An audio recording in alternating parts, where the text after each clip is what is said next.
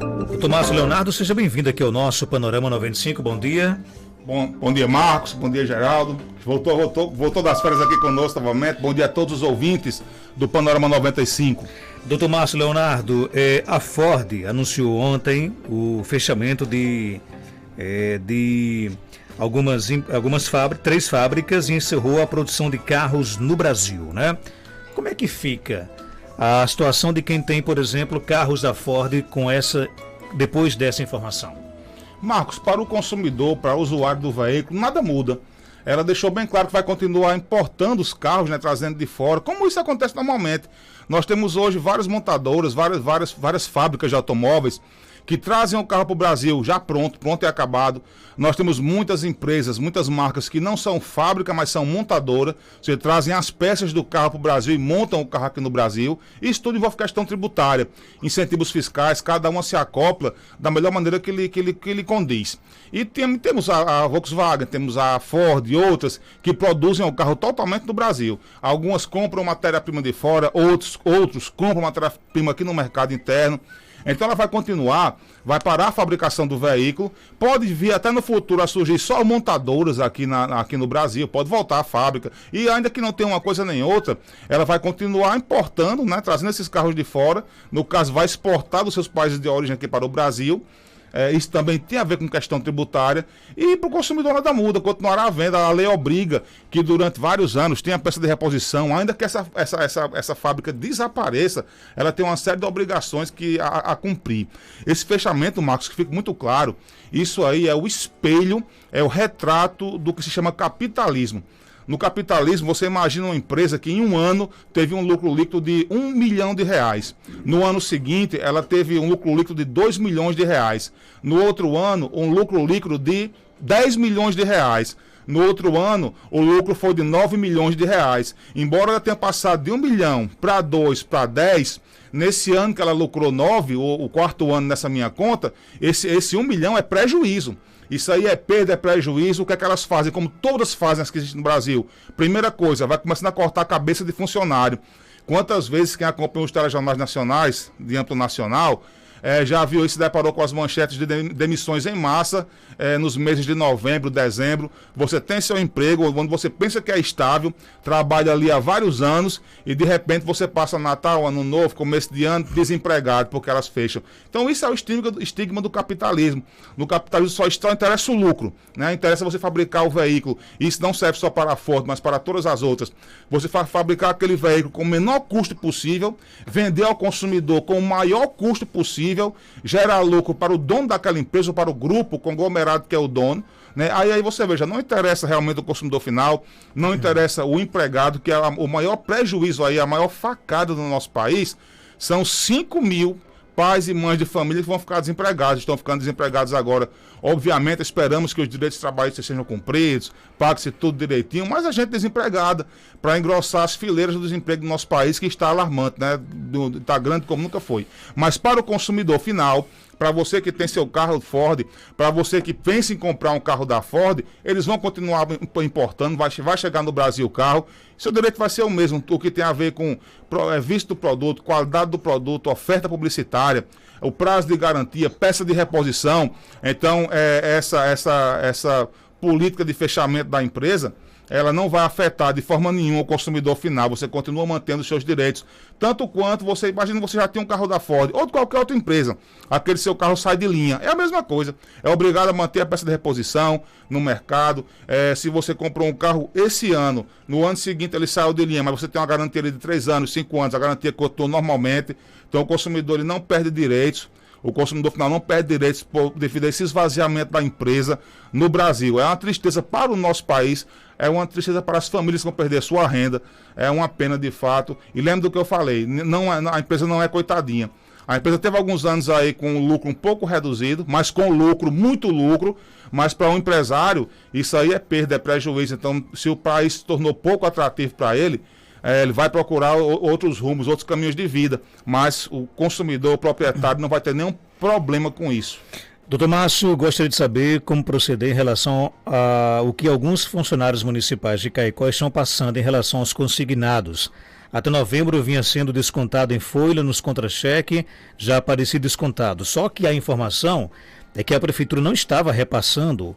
Aí agora tem alguns funcionários recebendo carta do banco dizendo que esse valor que já foi descontado em folha será mais uma vez descontado nas contas, mesmo o funcionário já tendo tido esse desconto.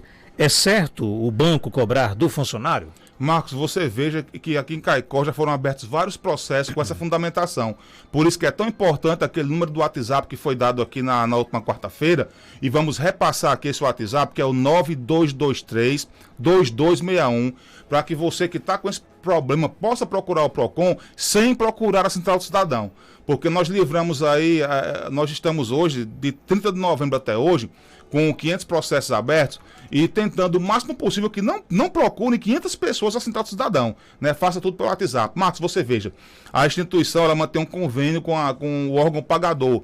Isso a gente está falando serve para qualquer banco, né? Estamos falando aqui a nível municipal, mas pode ser a nível estadual, a nível federal, pode ser para iniciativa privada também. Então, existe o convênio entre a instituição financeira e o órgão pagador, nesse caso é a prefeitura.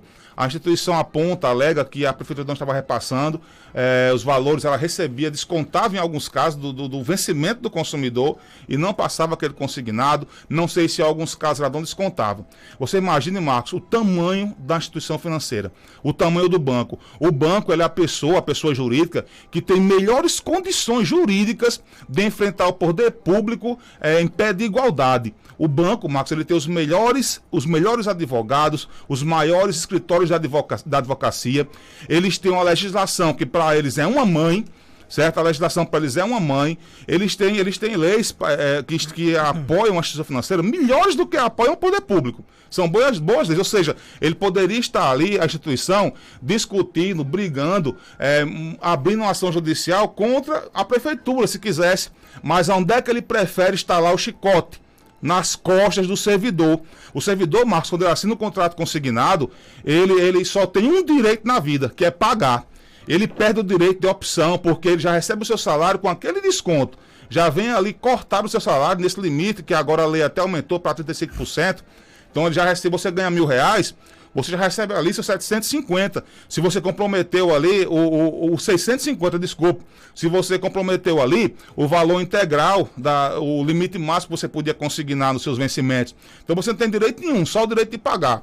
Quando você vai lá e assina aquele contrato, você tem a informação de que já será descontado do seu vencimento. Vai existir ali, Marcos, naquele contrato, uma cláusula que diz realmente que a instituição pode atacar a conta do servidor, a conta desse consumidor, se o órgão pagador, durante certo período, não fizer os repasses. Mas, Marcos, quantas vezes o consumidor tem essa informação? E ainda que ele tenha essa informação, isso é válido? Existe um processo judicial aí de pouco mais de 2 anos atrás, 2017, onde 26 instituições bancárias do Brasil foram processadas, todas lá no estado do Rio de Janeiro, devido a essa prática. O estado do Rio de Janeiro, devido a corrupção foi tão grande, a politicalha, a bandidagem no Rio de Janeiro roubou tanto dinheiro que quebrou o estado.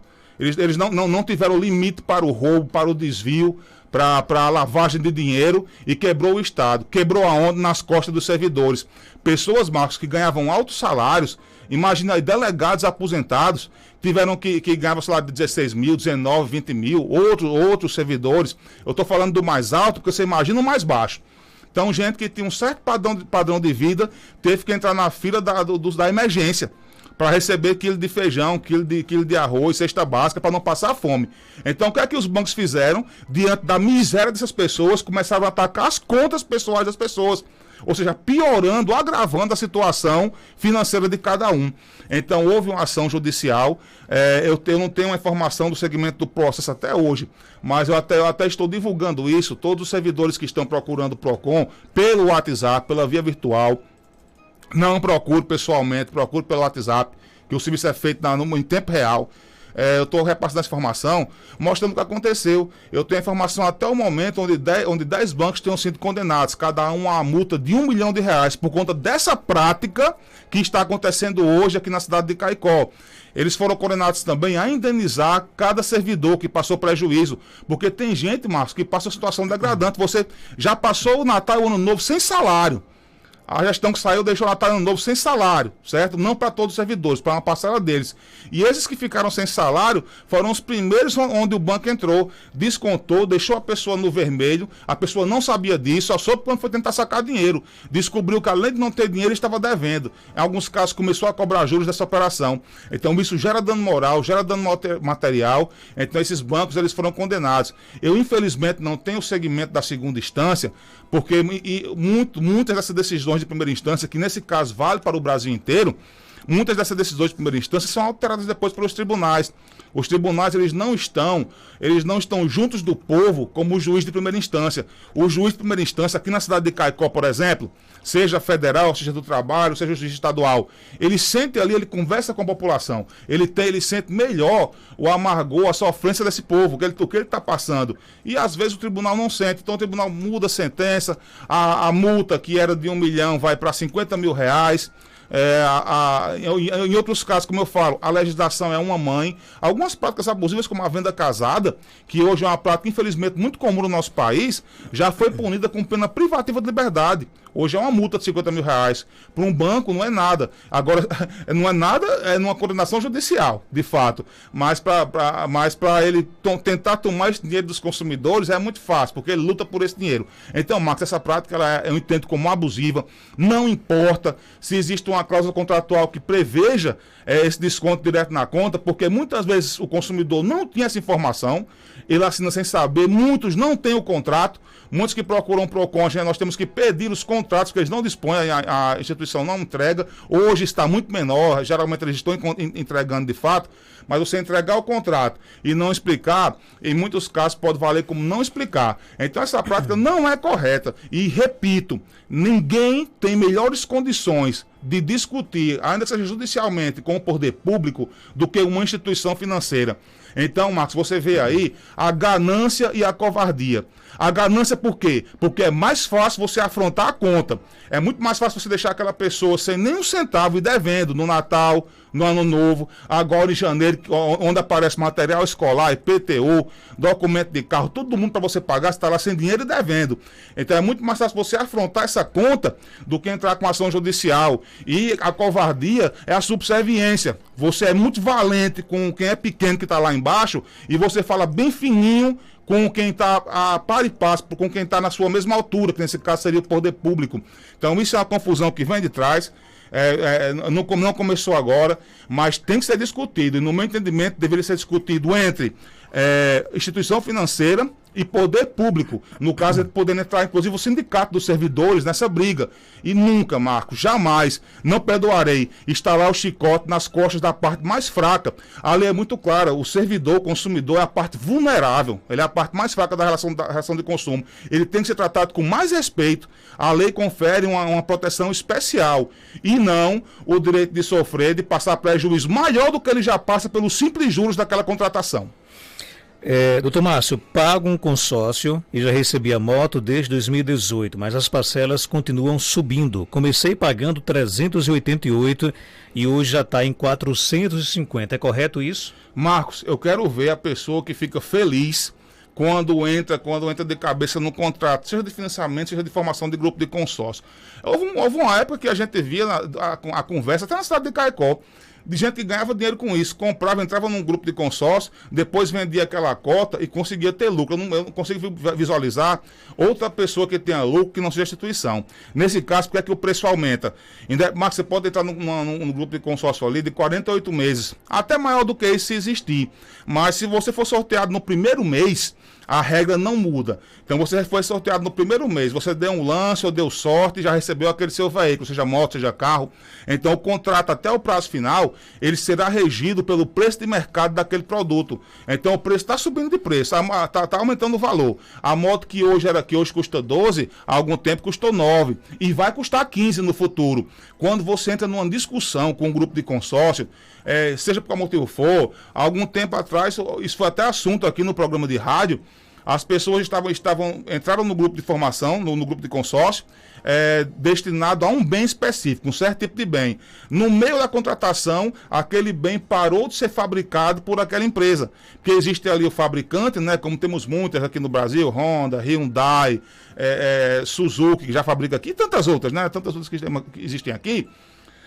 No meio do caminho, simplesmente parou a fabricação daquele certo bem específico. Então o consumidor era obrigado a aceitar um bem inferior com a redução mínima no valor da parcela, ou então ele aceitava a substituição por um bem um pouco superior com um valor absurdo no aumento da parcela. Né? Ou seja, sempre lucro para a empresa, sempre aumentando o lucro para a empresa e piorando, agravando a situação do consumidor. Quando o PROCON entrava na briga, tentava consertar essa situação, a empresa dizia, não, o bem não tem nada a ver, aqui nós liberamos uma carta de crédito, o bem ele não é objeto da contratação, o contrato de consórcio ele é só dinheiro, né? Só dinheiro. No entanto, o que estabelece o valor é o bem. Ou seja, é impossível desvincular. Eles desvinculam bem quando você tenta com a desvinculação conseguir um direito para o consumidor. E eles vinculam bem se for para prejudicar o consumidor. Né? Então, a resposta à pergunta, infelizmente, Marcos, eu sempre digo, quando há legislação que prevê e estabelece alguma coisa, não interessa muito o que eu acho certo ou errado, a não ser que a lei venha mudar. Então, a legislação vai prever que o valor da parcela, o que regula o valor da parcela é o valor do bem. Por isso que ele já recebeu o bem e a parcela, porque ele está pagando, como, por exemplo, porque vai tirar um bem novo. Então ele vai continuar pagando, vai continuar com esse aumento. Agora esse aumento, Marcos, tem que ser justificado. Tem que ser justificado. Eu tenho que saber exatamente quantos por cento aumentou. Porque se esse aumento aí é só para enriquecer banco, instituição financeira, esse aumento ele é ilegal, é abusivo e indevido. Então sempre que isso aqui aumentar o valor da sua parcela, entre em contato com a instituição. Entre em contato com aquele grupo lá de consórcio, com a administradora daquele grupo de consórcio. Sempre vai ter um site, sempre vai ter o Fale Conosco. Se você entrou em contato e não responderam, vá para o Reclame Aqui, vá para o consumidor.gov.br. Se não conseguir, vai procurar o PROCON ou a via judicial. Não é uma briga fácil, mas esse direito de informação, olha, aumentou aqui 10%, porque aumentou 10% o valor do bem. O bem custava 10, agora custa 11. Sua parcela custava 100, agora custa 110. E isso é absurdo. Aí você vai ver a afronta ao direito de informação do consumidor, porque se o ouvinte mandou a pergunta, ele não sabia disso. Ele só descobriu isso quando quebrou nas costas dele, quando o valor continuou aumentando. Era obrigado que tivesse essa informação na fase pré-contratual. Só o Marcos, o que é que o banco pensa? Ele sabe como o contrato é ruim para o consumidor. Ele sabendo quanto aquele contrato é ruim para o consumidor, ele só nega informações. Porque se você souber direitinho tudo que você vai sofrer, tudo que você vai passar, quanto você vai pagar, você desiste ali na hora. Então a conversa na hora é que é tudo muito bom, é bonito, é simples, você paga pouco, paga com longo prazo. E isso aí pode dar fundamento ao PROCON e até ao Poder Judiciário para levantar, para discutir a legalidade ou ilegalidade ou nulidade desse tipo de contratação. Obrigado por sua participação, até terça-feira, se Deus quiser. Eu que agradeço, como sempre, meu amigo. Obrigado pelas perguntas, os que enviaram. Não esqueça o número do WhatsApp, é o 9223-2261. Você bota lá, me coloca na sua agenda, você vai ver uma foto onde eu estou bem sorridente, feliz, pronto para lhe atender. Então, evite procurar lá a Central do Cidadão. A pandemia hoje está pior do que está no pico. A pior situação que nós tivemos desde março até hoje. Então, se a gente começar a procurar a Central do Cidadão, além de você se colocar em risco, me colocar em risco, vai estourar ainda mais os números, fecha de nova central. Ficamos sem PROCON. Só com aquele atendimento que eu fiz durante a pandemia, mas que não é a abertura oficial de processo. Hoje eu estou reabrindo aqueles processos que não tiveram um resultado positivo, agora na forma de processo de verdade. Então anote aí, o 9223-2261. Quando falar comigo, envie nome completo, data de nascimento, estado civil, o número do RG, número do CPF, endereço completo, telefone e e-mail. Não mande foto de nada, eu quero esses dados por escrito. Foto vai mandar de extrato de banco, nota fiscal, de recibo de pagamento, o que for preciso para abrir a reclamação. Então usem o WhatsApp. Meus amigos, beijos e abraços do mundo inteiro para minha mãe que está nos ouvindo ali na Boa Passagem, para a Ali que está nos ouvindo lá no Recreio. Obrigado pelas perguntas e até a próxima terça-feira. 7h11.